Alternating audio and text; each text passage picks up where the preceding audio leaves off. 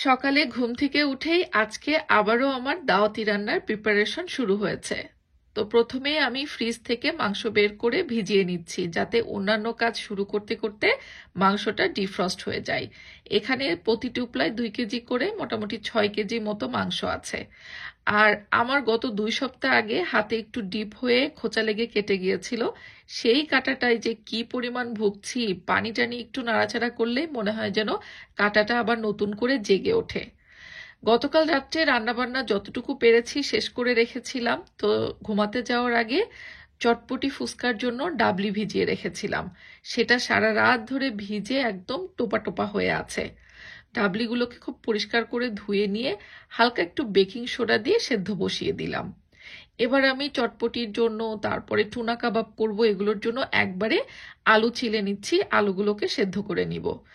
অনেকেই আমাকে প্রশ্ন করেন, আপু বিদেশ বাড়িতে তুমি একা হাতে ছোট ছোট 2টা বাচ্চা নিয়ে এত রান্নাবান্না কিভাবে সামলাও, বা দাওয়াতের রান্না যে 2-1 দিন আগে থেকে করে রাখো, তাহলে সেগুলোকে কিভাবে রাখো, ফ্রিজে রাখো নাকি জাল করে রাখো? আসলে শুধু আমি না, যারা বিদেশে থাকে তাদের তো কোনো হেল্পিং হ্যান্ড নেই। আর যদি দাওয়াত 5 জনের জায়গায় 10 জন, 20 জন বা 30 জনের হয়, সেক্ষেত্রে দিনের দিনে রান্না করে খাওয়াবো এরকমটা চিন্তা করাও অসম্ভব। তো সেক্ষেত্রে সবাই যেটা করে আমিও সেটাই করি, মানে আগে থেকে রান্না বান্নার প্রিপারেশনগুলো করে রাখি। অ্যাটলিস্ট 2 দিন আগে থেকে হয়তো বা সবকিছু শুরু হয়।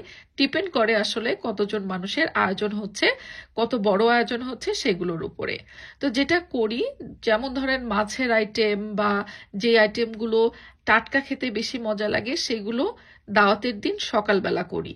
আর তার 2-1 দিন আগে থেকে যে আইটেমগুলো জাল করে রাখলেও অনেক মজা হয়, সেই আইটেমগুলো প্রিপেয়ার করে রাখি। ডেজার্টগুলো প্রিপেয়ার করে রাখি, কারণ ডেজার্ট যদি আপনি ফ্রিজে রাখেন সেটা কিন্তু ঠান্ডা হলে খেতে আরো বেশি মজা হয়। তো আপনি চাইলেই কিন্তু ডেজার্ট টাইপের আইটেম 2-3 দিন আগে করে রাখতে পারবেন।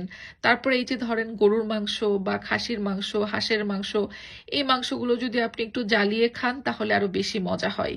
তো এই রান্নার প্রিপারেশনগুলো চাইলে আপনি 2-1 দিন আগে থেকেই করে রাখতে পারবেন। তো এইভাবেই আমরা আসলে কাজগুলো একটু আগে থেকে গুছিয়ে ফেলি, যাতে করে যেদিন মেহমান আসবে সেদিন সব রান্নার প্রিপারেশন একসাথে প্রেশার না পড়ে যায়। তো গরুর মাংসটাও আমি এই জন্য আগের দিনই রান্না করে ফেলছি। গরুর মাংসটাকে খুব সুন্দর করে মাখিয়ে রাখলাম, তারপরে রান্নায় বসাবো। আর এদিকে আমি টুনা কাবাব করব বলে আলু সেদ্ধ করে ভর্তা করে নিয়েছি। আর টুনা কাবাব করার জন্য আমি এই ধরনের টুনা ক্যান যেগুলো পাওয়া যায় কিনতে, সেগুলো ব্যবহার করি। তারপরে পানিগুলো ভেতর থেকে ফেলে দিয়ে ছেঁকে নিয়ে কাবাবটা বানিয়ে ফেলি। এই যে ক্যানটা দেখছেন, এর মধ্যে কিন্তু 4টা প্যাক আছে। এরকম এর ভিতরে 4টা ক্যান খুলতে পারবেন। আর ভালো কথা, এই টুনা ক্যানটা কিন্তু আপনারা বাংলাদেশেও আমাদের লন্ডন ডিলস ফেসবুক পেজে অর্ডার করতে পারবেন। পুরো বাংলাদেশে আমরা হোম ডেলিভারি দিই। আর লন্ডন ডিলস ফেসবুক পেজে কিন্তু শুধু যে টুনা ক্যান সেটা না, বাচ্চাদের বিভিন্ন প্রোডাক্ট, বাচ্চাদের আফটার মিলের দুধ থেকে শুরু করে বড়দের বিভিন্ন ধরনের অর্ডিনারি সিরাম, শ্যাম্পু, সাবান, ফেস ওয়াশ, সব কিছু আপনারা পেয়ে যাবেন। আর এই ভিডিও তো আপনারা আগেই দেখেছেন, আমরা সরাসরি ইংল্যান্ড থেকেই কিন্তু এই প্রোডাক্টগুলো প্যাকিং করে আপনাদের জন্য বাংলাদেশে পাঠাই।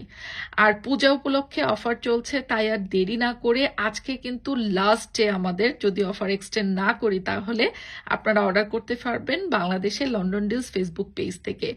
4-5 দিনের মধ্যেই আপনারা হোম ডেলিভারি পেয়ে যাবেন লন্ডন ডিলস ফেসবুক পেজে অর্ডার করলে। আচ্ছা, এবার ফিরে আসি আবার রান্না বান্নায়। তো টুনা কাবাবটা আমি কেমন করে বানাচ্ছি সেটা আপনাদের সাথে শেয়ার করব। এখানে টুনা কাবাব বানানোর জন্য আমি কিছুটা কাঁচামরিচ কুচি, পেঁয়াজ কুচি, ধনে পাতা আর পুদিনা পাতা একসাথে কুচি করে দিয়ে দিলাম। আর টুনার চাঙ্ক যেটা, সেটা আমি খুব সুন্দর মতো পানিটা ছেঁকে এর মধ্যে দিয়ে দিয়েছি।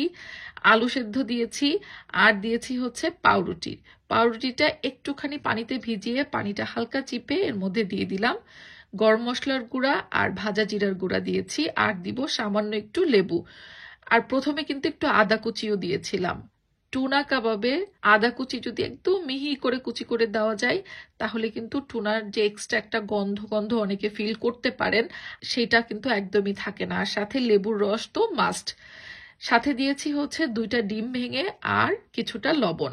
তবে ডিমের পরিমাণটা নির্ভর করবে আপনি কত বেশি পরিমাণে বানাচ্ছেন টুনা কাবাব সেগুলোর উপরে। তো আমি আজকে যেহেতু একটু বেশি পরিমাণে বানাচ্ছি, এখানে টুনার 4টা ক্যান আমি খুলে দিয়ে দিয়েছি। যেহেতু আমার বাসায় মেহমান আসবে, এই জন্য একটু বেশি পরিমাণে বানাচ্ছি, তাই ডিমের পরিমাণটা আমি 2টা ব্যবহার করেছি। না হলে কম হলে আমি একটা ডিম ব্যবহার করতাম।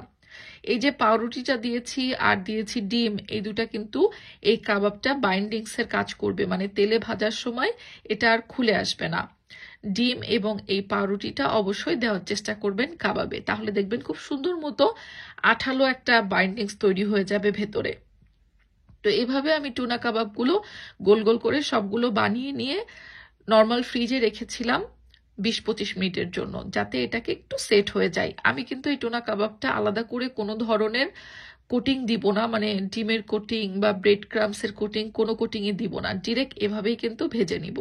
এবং আপনাদেরকে দেখাচ্ছি এই যে কাবাবগুলো করছি তেলটা কিন্তু ভালো করে গরম করে নিয়েছি, তারপরে কাবাবটা দেওয়ার পরে তেলের হিটটা আমি মিডিয়াম থেকে লোতে করে দিয়েছি, যাতে একটু ধীরে ধীরে ভাজা হয়। এবং দেখেন একটা কাবাবও কিন্তু তেলের মধ্যে ছেড়ে আসেনি, একদম খুব সুন্দর মতো এগুলো আঠালো অবস্থায় বাইন্ডিংসই হয়ে আছে। কাবাবগুলোকে আমি ভেজে একটা কিচেন ন্যাপকিনের উপরে তুলে রাখছি, যাতে এক্সট্রা তেলগুলো চুষে নাই।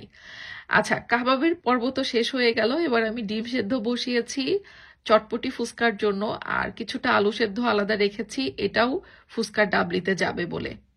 তো চটপটি ফুচকাটাও আমি আগের দিনই রেডি করে রাখছি, কারণ দেখবেন চটপটির ডাবলিটা যদি আপনি মানে যত বেশি জ্বালাবেন এটা তত গাঢ় হবে এবং তত মজা হয়। আলুগুলো আমি একটু হাত দিয়ে এবড়ো থেবড়ো করে ভর্তা করে নিচ্ছি চটপটির ডাবলি সেদ্ধর মধ্যে দিয়ে দেবো বলে। তো যেই আইটেমগুলো আসলে টাটকা খেতে ভালো লাগে, যেমন মাছের আইটেম, তারপরে আমি মুড়ো ঘন্ট করব, মোট কথা আরও কিছু আইটেম আছে আমার দাওয়াতের লিস্টে, সবগুলো আমি আগে থেকে লিস্ট করে রেখেছি। তো কোনটা আগের দিন করব কোনটা পরের দিন করব এভাবেও কিন্তু আমি লিস্ট করে করে একটা একটা করে কাজগুলো সেরে নিচ্ছি। না হলে কি আর একা হাতে এত কাজ সামলানো যায় বলেন? আর দিনের দিনে এত কিছু করতে গেলে মেহমান এসে চলেও যাবে, তাও দেখা যাচ্ছে রান্না শেষ হবে না। এই যেমন ধরেন ফুচকা চটপটির জন্য এই ফুচকাগুলো আমি আগে থেকেই ভেজে রাখলাম, এবং এটা একটা সুন্দর এয়ারটাইট বক্সে করে এভাবে রেখে দিলে সুন্দর মতো মচমচেই থাকবে।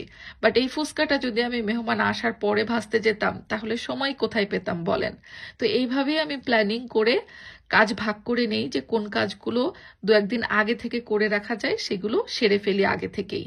আর মসুরের ডালটা আমি ভিজিয়ে রেখেছিলাম মেহমানরা আসলে যাতে ফুচকা চটপটির সাথে অ্যাপাটাইজারে আমি কিছু পেঁয়াজু পাকোড়াও করে দিতে পারি। ধুয়ে ব্লেন্ড করে তারপরে নর্মাল ফ্রিজে বক্সে করে রেখে দিব। আপনি ডাল বেটে যদি নর্মাল ফ্রিজে বক্সে করে রেখে দেন 5-7 দিন তো এমনিই ভালো থাকবে, যখন পাকোড়াটা বানাবো জাস্ট বের করে পাকোড়াটা ভেজে ফেললেই হয়ে যাবে।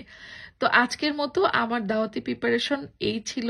আর ঘরবাড়ি তো গোছাবই, সে সাথে আরো অন্যান্য কাজগুলো রয়েছে, তবে রান্না বান্না কিন্তু আরো কিছু বাদ রয়ে গেছে, যেগুলো কালকে মেহমান আসবে, কালকে সকাল থেকে সেই রান্নাগুলো আমি শুরু করব ইনশাল্লাহ।